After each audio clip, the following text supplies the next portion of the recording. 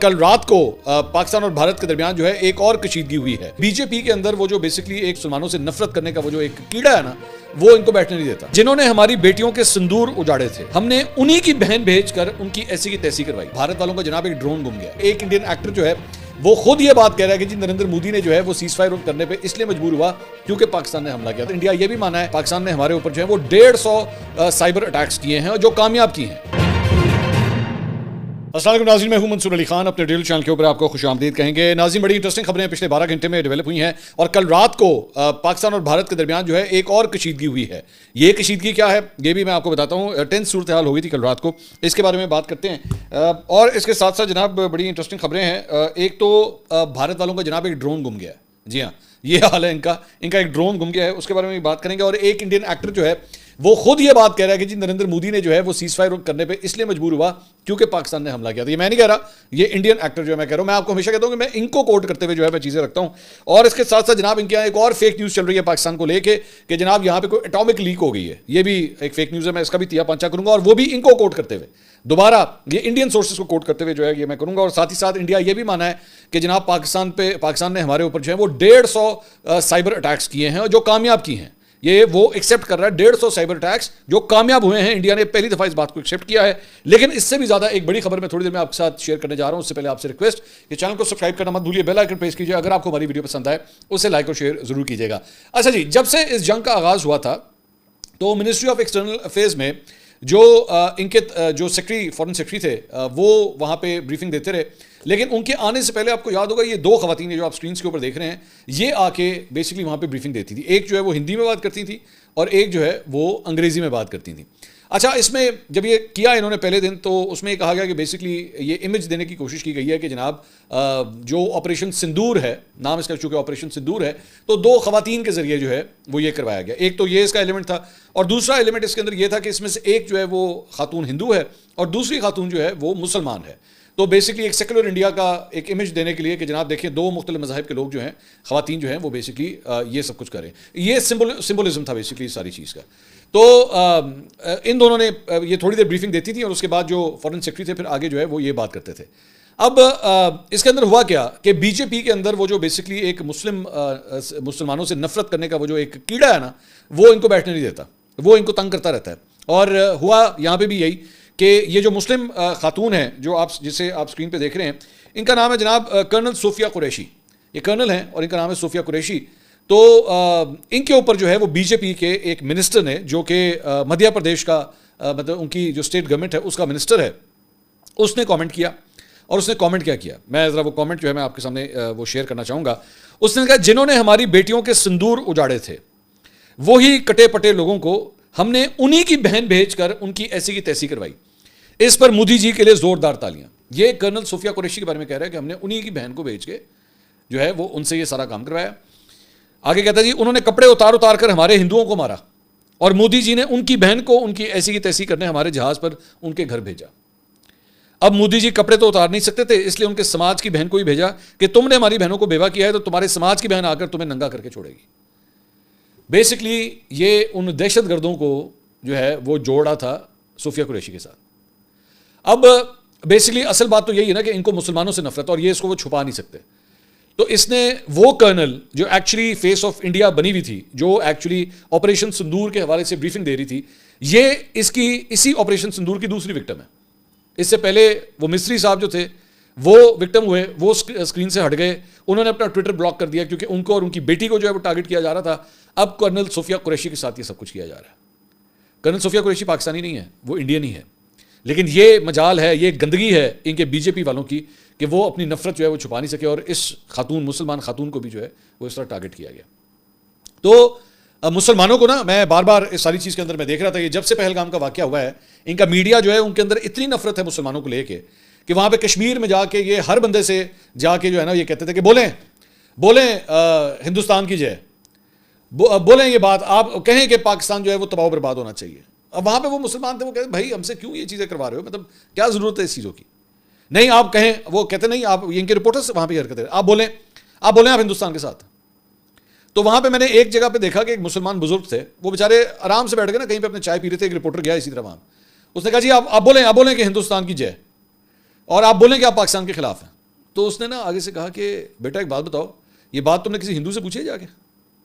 जो सवाल तुम मुझसे कर रहे हो, क्योंकि मैं एक मुसलमान हूं, बड़े बारिश किस्म की उनकी दाढ़ी वगैरह भी थी, उन्होंने कहा तुम जो मुझसे सवाल कर रहे हो कभी किसी हिंदू से किया जाके यही बात? उसको कहा है कि तुम बोलो हिंदुस्तान की जय या पाकिस्तान जो है तबाह बर्बाद हो? नहीं, क्योंकि तुम्हें उसके ऊपर कोई शक नहीं है। तुम्हें शक जो है उन जितने मुसलमान यहां पर रहते हैं उनके ऊपर तुम शक की निगाह से देखते हो, जबकि वो तुम्हारे लिए फौज में भी भर्ती होते हैं, पुलिस में भी भर्ती होते हैं, हर जगह अपना अपना किरदार अदा करते हैं। ये टू नेशन थ्योरी के ऊपर जिन लोगों को शक होता था ना, या अभी जिस तरह army chief general Asim Munir की तकरीर जो है बड़ी चुभी है जाके वहां पे इंडिया में, ये होता है फिर वहां पे ये कर्नल सोफिया कुरैशी के साथ जो किया जा रहा है ना वहां पे, ये होता है फिर वहां पे कि कोई भी इस तरह लुच्चा जो है ना वो खड़ा होके इस तरह की बातें करता है। अब मैं दोबारा आपसे बात कर रहा हूं कि ये वो तमाम चेहरे हैं जो पाकिस्तान के खिलाफ जो जंग हो रही थी उनका फेस बने हुए थे, इंडिया का फेस बने हुए थे, लेकिन आप देखिए उनके साथ कर क्या रहे हैं ये लोग, ये खुद उनको जलील और रुस्वा कर रहे हैं। ये हालत है।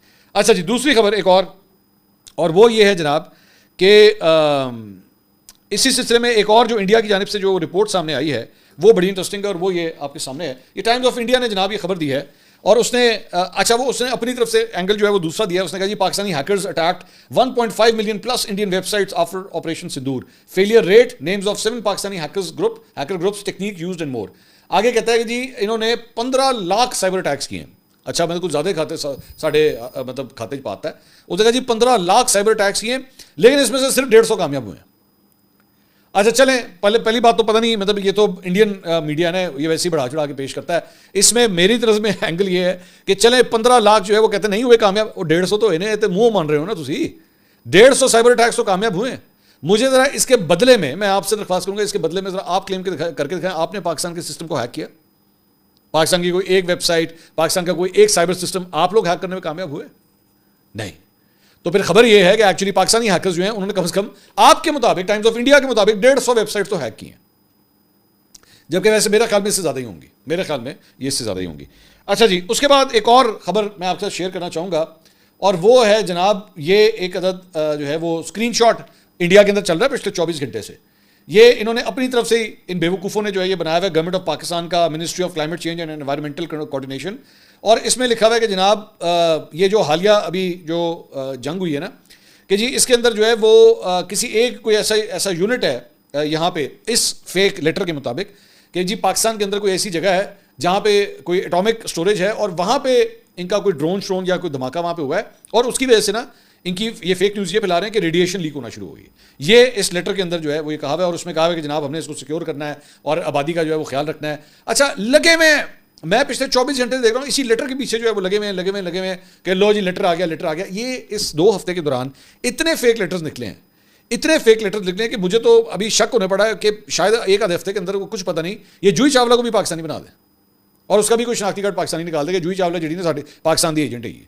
खैर, तो इसके ऊपर जो है वहीं की ये एक वेबसाइट है ऑल्ट न्यूज़, जो कि बेसिकली फैक्ट चेक करती है, तो उसने इसको खुद फैक्ट चेक किया और उन्होंने कहा कि जनाब ये हमने पूरी तरह चेक किया, ये लेटर फेक है। तो मैं देख रहा था हमारी पिछली 2-3 वीडियोस के नीचे ना बहुत से इंडियंस जो हैं वो कमेंट्स कर रहे थे। बाय द वे इंडियंस अभी भी आ रहे हैं, ये मैं आपको बता दूं, वो वीपीएन चला के आ रहे हैं, तो उनका लाख लाख शुक्र है, वो आते हैं, उनको सही खबर मिल जाती है, क्योंकि उनका गोदी मीडिया जो है वो तो बुरा हाल कर रहा है उनका वहाँ पे। तो इसने खुद ये कंफर्म किया है कि बेसिकली ये लेटर जो है वो जाली है, ऐसी कोई बात नहीं है। तो मैंने कहा ये मैं ज़रा एक दफ़ा जो है इस चीज़ को भी क्लियर कर दूँ। अच्छा जी, इसके अलावा जनाब एक और ये रिपोर्ट एक सामने आई है, ये भी इनके इंडिया टुडे की है, और ये बड़ी इंटरेस्टिंग है। इसके अंदर अगर आप ये गौर से देखें तो इसमें बेसिकली लिखा हुआ है कि गूगल के ऊपर जो है वो जब ये इंडिया और पाकिस्तान की वॉर चल रही थी तो कौन से अल्फाज दोनों मुल्कों के अंदर सबसे ज़्यादा सर्च किए गए। ठीक है, ये 7 से लेकर 12 मई के दौरान का डेटा है जो ये कंपाइल किया गया है।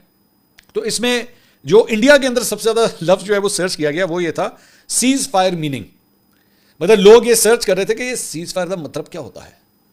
बूढ़े बाबा हमें बताओ तो सही, सीज फायर का मतलब क्या होता है। लोगों को नहीं पता था बेचारों को ना इसी से आप ना अंदाज़ा कर सकते हैं कि इन्होंने अपनी आवाम को कितना जाहिल रखा हुआ है। ये एवं नहीं बोंगियाँ मार जाते, ये दुनिया जहाँ की एवं कराची पे कब्जा कर लिया है, कोयटा अलग हो गया है, पेशावर को धमाके से उड़ा दिया, सियालकोट में फौज घुस गई। ये सारा कुछ बेसिकली इसलिए किया जाता है क्योंकि ये अपनी आवाम को इतना गधा और बेवकूफ़ समझते हैं कि इनके आगे जो मर्जी हड्डी फेंक दें, आप इनके सामने घास फेंक देंगे, चर खाना शुरू हो जाएंगे। ये सवाल भी नहीं करेंगे भैया हमें क्या दे रहे हो यार, कोई हमारी कोई सेल्फ रिस्पेक्ट है या नहीं है। तो इसलिए इससे पता लगता है। तो इसके अलावा दूसरे नंबर पे जो है वहाँ पे ऑपरेशन सिंदूर, इसको सर्च किया गया, और तीसरे नंबर पे मॉक ड्रिल, कि जी मॉक ड्रिल क्या होती है, इसको जो है वो सर्च किया गया। तो दूसरी जाने पाकिस्तान में जो सबसे ज़्यादा सर्च किया गया राफेल जेट, इसको सर्च किया गया, जाहिर गल है सी तीन गिराए से तो पूछना ही सी कि होता है। और दूसरे नंबर पे जनाब औरंगजेब अहमद साहब जो एयर वाइस मार्शल हैं और DGPR हैं इसके एयरफोर्स के, उनको जो है वो सबसे ज़्यादा सर्च किया गया। अच्छा, मैं आपकी इतला के लिए तो औरंगजेब साहब के बारे में भी थोड़ा सा मैं बता दूं। मेरा कुछ जगहों पे रब्ता हुआ, मैंने कहा मैं ज़रा पता करा दूं। बहुत से हमारी ख़ास तौर पे कुछ ऐसी ख़वातीन हैं जो बड़ी इंटरेस्टेड हैं इनके अंदर, क्योंकि बहुत ये स्मार्ट हैं। तो मैंने वैसे ही अज़राह मजाक मेरी वहाँ पे किसी से बात हो रही थी, अब मैं नाम तो नहीं बताऊँगा मेरी किससे बात हो रही थी। मैंने कहा यार ये इनकी औरंगजेब साहब की उम्र क्या है। मैं कहा ज़रा कुछ लोगों को पता लग जाए ना, तो थोड़े से होश के नाखून ने कि आप कितनी उम्र के बंदे के हवाले से जो है बात कर रहे थे। तो भाई मुझे पता लगा इनकी उम्र जो है तकरीबन 53 या 54 साल है। तो अब जिनके तो वो बाप के बराबर हैं उनको तो शर्म आनी चाहिए, ठीक है, और जो शादीशुदा हैं उन्हें भी शर्म आनी चाहिए जिनके ठीक है। तो बाकी अल्लाह का लाख लाख शुक्र है वो खुद भी शादीशुदा हैं। तो अपने जज्बात पे और अपनी आंखों पे काबू रखिए, ठीक है, और आगे चलिए, आगे चलिए। और मैंने वैसे कोशिश की है कि मैं उनका इंटरव्यू वगैरह कर लूं, लेकिन वो बड़ा कम आते हैं टीवी के ऊपर, वो सिर्फ प्रेस कॉन्फ्रेंसों के अंदर आते हैं। लेकिन मैं फिर भी कोशिश करूंगा कि मैं उनको किसी तरह इंटरव्यू के लिए जो है मैं बुला सकूं, किसी पॉडकास्ट के लिए मैं बुला सकूं। अच्छा जी, इसके अलावा कल रात को जो एक डेवलपमेंट हुई है वो बड़ी अहम है कि कशीदगी एक दोबारा जो है वो कल रात को देखने में आई पाकिस्तान और भारत के दरमियान।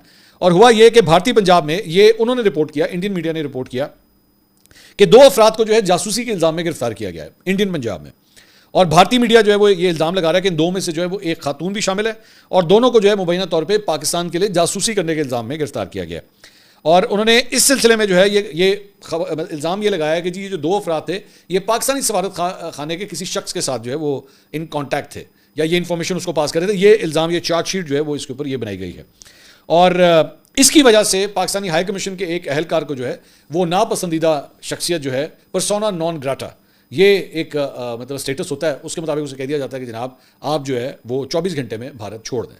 तो ये उसके बारे में ये खबर चली। अब जब ये उसके बारे में खबर चली है तो साथ ही यहाँ पे पाकिस्तान ने भी जो है रेसिप्रोकेट किया है और यहाँ पे भी जो भारतीय हाई कमीशन है उसके एक अहलकार को जो है वो पाकिस्तान छोड़ने का कह दिया गया है। तो कल ये रात को ये डेवलपमेंट हुई है, मैंने सोचा ये खबर भी आपके साथ शेयर कर दें। इसके अलावा जनाब भारतीय शहर मीरठ में पीर की शाम सिटी रेलवे स्टेशन के करीब जनाब फौज का एक ड्रोन जो है वो पुरस्रात तौर पे जो है वो लापता हो गया है, गवाच गया है, गुम गया है। और वहाँ पे बताया गया ये ड्रोन जो है तरबती मकासद के लिए जो है वो उड़ाया जा रहा था और इस दौरान ड्रोन का मॉनिटर से रब्ता टूट गया और वो आसमान में कहीं खो गया। ये कहाँ आ गए हम यूं ही साथ चलते चलते, तो वो ड्रोन ही नहीं लभ रहा, मतलब ये हालत है। और उसके बाद फौजी हुकाम जो है वो कह रहे हैं जी बहुत तलाश किया लेकिन कोई कामयाबी नहीं मिली है। और उसके बाद जो है उन्होंने इलाके की पुलिस को कहा जी चलो ये लबो ड्रोन। अब बाय द वे ड्रोन्स की जहाँ तक बात हो रही है तो कल लाहौर एयरपोर्ट के पास भी जो है वो एक ड्रोन आया है और वो भी कहा जा रहा है कि उसको जैम करके जो है वो उतारा गया है। ये तस्वीरें आप सामने देख रहे हैं। अब मुझे ये नहीं पता कि ये वही ड्रोन है कि ये इतनी दूर ट्रैवल करके आ सकता है या नहीं, लेकिन लाहौर एयरपोर्ट के पास से ये एक ड्रोन यहाँ पे मिला और इसके ऊपर भी ये लिखा हुआ है कि ये ट्रेनिंग मिशन के ऊपर था। तो ये भी एक अपडेट है। दूसरा जनाब डोनाल्ड ट्रंप ने जो है वो मोदी को मोए मोए करके रख दिया है। बेसिकली कहानी कहाँ से स्टार्ट होती है कि मोदी ने जब ये सारा ट्रूस वगैरह करवाया था या सीज फायर करवाया था तो उसके अंदर उसने एक बात कही थी अपनी दूसरी गालबन ट्वीट के अंदर, या जब इसने इसके ऊपर स्टेटमेंट दी तो उसने कहा था कि मैंने दोनों मुल्कों को जो है ट्रेड का लालच दिया कि आप ट्रेड करें और ट्रेड जो है हम आप दोनों मुल्कों के साथ जो है वो ट्रेड बढ़ाएंगे। तो इंडियन मीडिया के अंदर जो है वो जब पहला रिएक्शन आया वो ये था कि लो जी ट्रेड के पीछे से कितने सारा कुछ, और ये टैरिफ्स वगैरह जो बढ़े हुए तो 29% है इनका जो ट्रेड है 26%, सॉरी 26 और 29 दोनों मुल्कों का, पाकिस्तान और इंडिया का। तो ट्रंप के इस कहने के ऊपर जो है ना वो इंडियन मीडिया के ऊपर काफ़ी नाराजगी शुरू होगी कि यार ट्रेड के पीछे जो है वो सीज फायर किया है। तो उसके ऊपर इन्होंने डिनाई किया। इन्होंने कल जो है वो एक्सटर्नल अफेयर्स की जो मिनिस्ट्री है इंडिया की, उसके स्पोक्स पर्सन ने जो है प्रेस कॉन्फ्रेंस की, उन्होंने कहा जी ट्रेड का कोई आपस में डिस्कशन नहीं हुई है, ट्रेड का कोई ताल्लुक नहीं इस सीज फायर के साथ। डोनाल्ड ट्रंप गया हुआ सऊदी अरब। डोनाल्ड ट्रंप ने वहाँ पे मुख्तलिफ मुआहदे किए और पूरी अपनी प्लटून के साथ गया है। मतलब मार्को रूबियो उसके साथ है, वहाँ पे एलॉन मस्क उसके साथ है। अगर एलॉन मस्क और मार्को रूबियो साथ जा रहे हैं तो आप इसी से अंदाजा कर सकते हैं कि कितना हाई प्रोफाइल विजिट है इसका। और इंपॉर्टेंट बात यह है कि डोनाल्ड ट्रंप जो है, एक और बड़ी एंगल की बात से बात निकल रही है कि डोनाल्ड ट्रंप जो है वो अभी तक इसराइल नहीं किया लेकिन वो सऊदी अरब चला गया। तो आप इसी से अंदाजा कर सकते हैं कि किस तरह जो है वो फॉरेन पॉलिसी के अंदर जो है वो अमेरिका की शिफ्ट आ रहा है। तो वहाँ पे उसने तकरीबन कोई आपस में इनके 600 अरब रुपए की ट्रेडिंग के हवाले से जो है वो मुआहदे हुए हैं, डिफेंस की डील्स हुई हैं आपस में दोनों मोहम्मद बिन सलमान और ट्रंप के दरमियान। तो वहाँ पे स्पीच करते हुए उसने वहाँ पे ये बात कही कि जी मैंने दोनों मुल्कों के दरमियान जो है मैंने सालसी करवाई है, मैंने सुलह करवाई है, क्योंकि दोनों जो है वो एटमी वॉर तक भी जा सकते थे, बड़ा खतरनाक होता है खिते के लोगों के लिए, तो मैंने इनकी सुलह कराई है और मैंने उनको ये कहा है कि आप ट्रेड करें। इसने रिपीट की अपनी बात, इसने अपनी बात को रिपीट किया कि मैंने ट्रेड किया। अब वो जितनी दफा वो ट्रेड कर रहा है ना, यहां पे भारतीयों का, इंडियंस का पारा चढ़ी जा रहा है कि जी ये क्या बात हुई, मतलब हमें तो ये बेसिकली वो ट्रेड के चक्कर के अंदर हमें पीछे कर दिया, हमें तो हमारा तो खून गरमा दिया था मोदी ने कि बस अब पाकिस्तान के टोटे हो जाएंगे, तो ये हो जाएगा वो हो जाएगा। तो डोनाल्ड ट्रंप ने दोबारा यही पता फेंका है कल रात को। अच्छा, अब ये जहां पे ये सारा कुछ हो रहा है, वहीं पे इनका एक एक्टर है कमाल आर खान, ये बड़ा कंट्रोवर्शियल रहता है, और कंट्रोवर्शियल जो है वो इस बात के ऊपर है कि अक्सर जो है वो सलमान खान के ऊपर भी बड़ा क्रिटिसिज्म करता है। इसकी वजह शोहरत जो है वो एक ये भी है। इसकी एक ट्वीट इस वक्त जो है मेरे सामने आई, तो ये जब नरेंद्र मोदी ने एक्चुअली वो जो कौम से खिताब किया था ना, भारतीय कौम से खिताब किया था, उसके बाद इसने ट्वीट किया और ट्वीट करके लिखता है, you are right PM sir, जब पाकिस्तान ने हमला कर दिया था तो फिर आपको सीज फायर करना ही पड़ा। तो ये तो मैं कह रहा था। तो ये इंडियन एक्टर भी अब यही कह रहा है कि भाई आपने सीज फायर तब किया है जब हमने आपकी फैंटी लगाई है, सही हमने कुछ उन्मुखी की है ना जब आपके साथ, तो उसके बाद आप सीज फायर करने के ऊपर मजबूर हुए हैं। अब दूसरी एक और चीज़, रिसेंटली पिछले 24 से 48 घंटे के अंदर एक फुटेज सामने आई है वहाँ की, इंडिया की, जहाँ पे इनके जो राइट विंगर्स हैं, जो शिवसेना से ताल्लुक़ रखते हैं या बीजेपी का जो एक एक्सट्रीम राइट विंग तबका है, उसने वहाँ पे कराची बेकरी नाम से एक वहाँ पे आउटलेट है, बड़ा मशहूर है, ये बड़ा मशहूर, तो वो जो है वहाँ पे गए हैं और उसके उन्होंने साइन बोर्ड तोड़ना शुरू कर दिया कि जी यहाँ पे कराची क्यों लिखा हुआ है। ये आप फुटेज देख सकते हैं इस वक्त। तो ये बेसिकली वहाँ पे ये हरकतें हो रही हैं कि जी कराची क्यों लिखा हुआ है, इस बात के ऊपर जो है वहाँ पे डंडे मारना शुरू कर दिए। तो इसी ने, ये जो कमाल आर खान है, उसने लिखा, इसने ट्वीट किया इसके ऊपर, उसने कहा in Pakistan there is a restaurant, Delhi Darbar, Lucknow Kabab, Bombay Biryani, Hyderabad Biryani at every corner, but they are not destroying their own restaurants because of name, while bugs are destroying their own property to shame Pakistan. Fools will remain fools. तो मैं तो कमाल are Khan का जो मैं fan हो गया हूँ यार, मतलब ये वहाँ पे बैठ के भी जो है ये वो बातें कर रहा है जो अर्नब गोस्वामी जैसे जो है वो इतने पावरफुल एंकर्स जो है वो ये बात नहीं कर सकते, कि ये कह नहीं सकते कि यार ये जो कराची बेकरी के साथ तुम लोग कर रहे हो सिर्फ इस बुनियाद के ऊपर कि उसके नाम के अंदर कराची आता है, तो इस वजह से बैठ के उसको तोड़ना शुरू कर दिया। क्या जहालत है ये। तो ये इस किस्म का एक्सट्रीमिस्ट माइंडसेट जो है ना आपको दोनों बॉर्डर की दोनों साइड्स पे मिलता है। हमारे यहाँ भी कुछ ऐसी आइटम्स हैं, लेकिन कम से कम हमने उनको फिलहाल कंट्रोल किया हुआ है। उधर जो है ना वो आउट ऑफ कंट्रोल है, क्योंकि इसकी वजह ये कि एक्सट्रीमिस्ट माइंडसेट का जो बादशाह है ना, जो एक्चुअली इनका वो सरदार है, वही तो प्राइम मिनिस्टर है, वही तो उस मुल्क का प्राइम मिनिस्टर है, जिसकी वजह से ये सारी हरकत हो, चाहे वो कराची बेकरी हो, चाहे वो कर्नल सोफिया हो, हर जगह आपको एक मुसलमान नफरत जो है ना वो इनके अंदर नजर आएगी, जो कूट कूट के भरी हुई है। अगली वीडियो में आपसे दोबारा मुलाकात होगी। अल्लाह हाफिज़।